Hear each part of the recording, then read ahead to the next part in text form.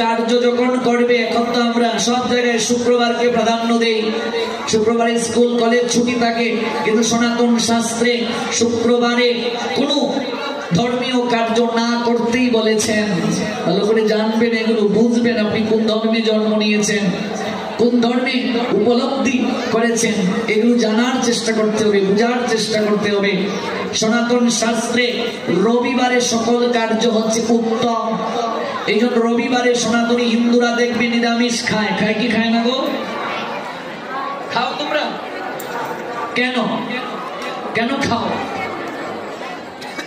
অনেকে বলে গুরুবার, গুরুবার বলে কোনো বার না, এটা গুরুদেব নিজে বানিয়ে ফেলেছে। অনেক গুরুদেবকে যদি জিজ্ঞেস করা হয়, গুরুদেব কি করবো, বলছে তোরা তো সংসারী মানুষ, এত নিয়ম কি পালন করতে পারবে? রবিবারটা পালন করিস।